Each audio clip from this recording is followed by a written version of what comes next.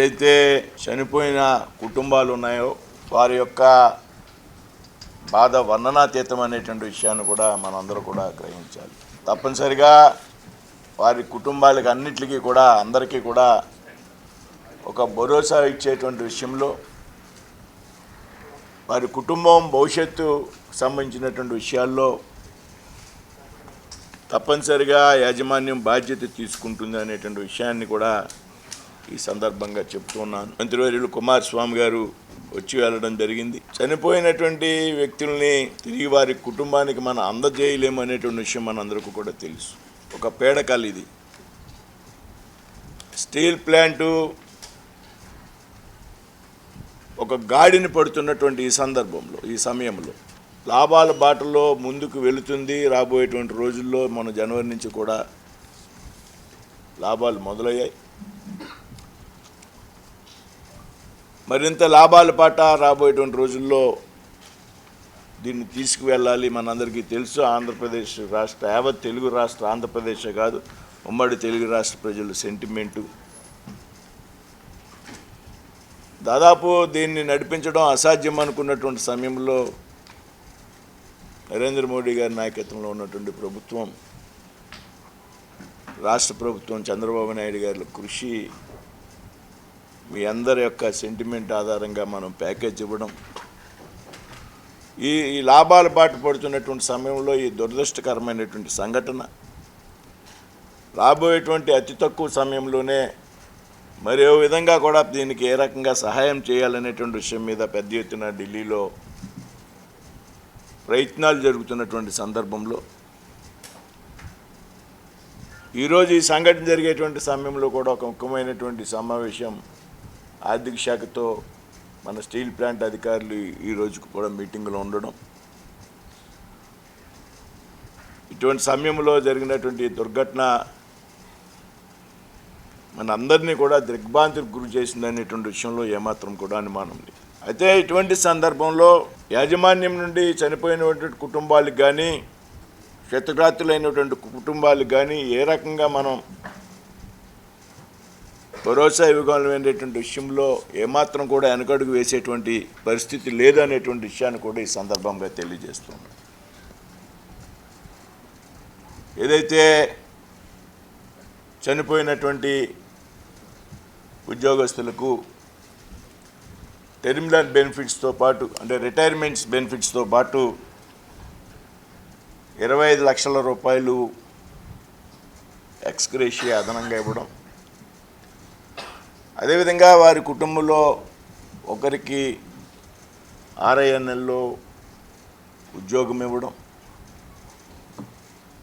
అదేవిధంగా వారి బిడ్డల భవిష్యత్తు చదువుకు సంబంధించి ఎంతమంది పిల్లలు ఉన్నా కానీ వారి చదువు విషయంలో బాధ్యత తీసుకోవడం, వారికి గృహ వసతి కల్పించడం, ఏదైతే క్వార్టర్స్లో ఉన్నటువంటి వ్యక్తులు ఉన్నారో వారు క్వార్టర్స్లో కంటిన్యూ అయ్యే విధంగా, క్వార్టర్స్లో లేని కుటుంబాలు కూడా క్వార్టర్స్లో అవకాశం వసతి కల్పించడం ద్వారా వారి కుటుంబం యొక్క యోగక్షేమాల విషయంలో యాజమాన్యం పూర్తి బాధ్యత తీసుకుంటుందనేటువంటి విషయాన్ని కూడా దాకా కుమారస్వామి గారు చెప్పడం జరిగింది.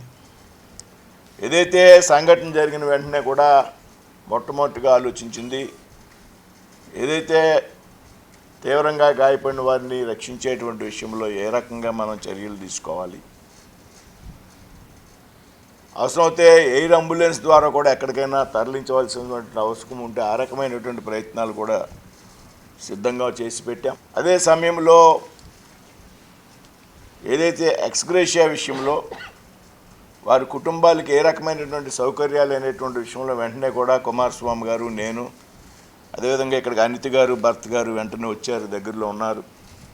CMD గారు, స్టీల్ సెక్రటరీ గారు కూడా మేము మాట్లాడుకుని సాధ్యమైనంత ఎక్కువ ప్రయోజనం కలిగే విధంగా మనం వారికి సహకరించాలనేటువంటి ఆలోచనతో ఈ రకమైనటువంటి ప్రకటన చేయడం జరిగింది. అదేవిధంగా ఎవరైతే తీవ్రంగా గాయపడినటువంటి కుటుంబాలు ఉన్నాయో, వ్యక్తులు ఉన్నారో వారికి కూడా 10 లక్షల రూపాయలు ఎక్స్గ్రేషియా ఇవ్వాలనేటువంటి నేను వెంటనే సీఎండీ గారితో మాట్లాడాం, కలెక్టర్ గారితో మాట్లాడాం. అందరూ కూడా ముగ్గురిని 7 హిల్స్ హాస్పిటల్లో, ముగ్గురిని కిమ్స్ హాస్పిటల్లో పెట్టాం. కిమ్స్ హాస్పిటల్లో ఉన్నటువంటి ముగ్గురు కార్మికులు సేఫ్గా ఉన్నారు. 7 హిల్స్లో ఉన్నటువంటి ఒక వ్యక్తి సేఫ్గా ఉన్నాడు. అందరూ మాట్లాడేటువంటి పరిస్థితుల్లో ఉన్నారు. ఇద్దరు తీవ్ర గాయాలయ్యాయి అనేటువంటి విషయాన్ని చెప్పడం, వెంటనే కూడా ఎక్కడికన్నా తరలించాలనేటువంటి విషయంలో కూడా ఎయిర్ అంబులెన్స్ను కూడా అందుబాటులోకి పెట్టాలనేటువంటి నిర్ణయం కూడా తీసుకున్నాం. కాబట్టి జరిగినటువంటి సంఘటన ఏదైతే ఉందో చాలా దురదృష్టకరం.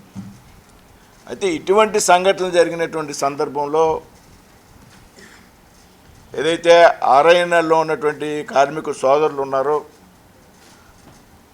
వారింత మనోధైర్యంతో, మనోబలంతో ప్లాంట్ యొక్క భవిష్యత్తును దృష్టిలో పెట్టుకుని మరింత పట్టుదలగా మనం పనిచేయాల్సినటువంటి అవసరం ఉందనేటువంటి విషయాన్ని కూడా ఈ సందర్భంగా మేము చెప్తూ ఉన్నాం. ప్లాంట్లో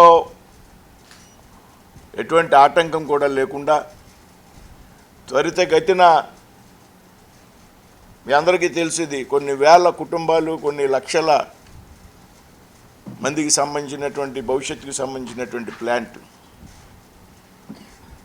ఒక మంచి దశలో ఉన్నాం ఈవేళ. కాబట్టి ఉత్పత్తి విషయంలో మనం ఏమాత్రం కూడా ఆటంకం లేకుండా త్వరితగతిన ఈ ప్లాంట్ని మనం రన్ చేయాలి అనేటువంటి విషయంలో మనందరూ కూడా ఏకత్రాటి మీద ఉండాలి. కార్మిక సంఘాలు కానీ, కార్మికులు కానీ, అధికారులు కానీ. ఇవాళ జరిగినటువంటి ప్రమాదం వల్ల ఎటువంటి భయాందోళనలు కూడా ఎవరు చెందాల్సినటువంటి అవసరం లేదు. ఇది ఏ విధంగా జరిగిందనేది విషయం మీద ఒక 3 లెవెల్ ఎక్స్పర్ట్ కమిటీ వేయడం జరిగింది. రేపే వారు రాబోతూ ఉన్నారు.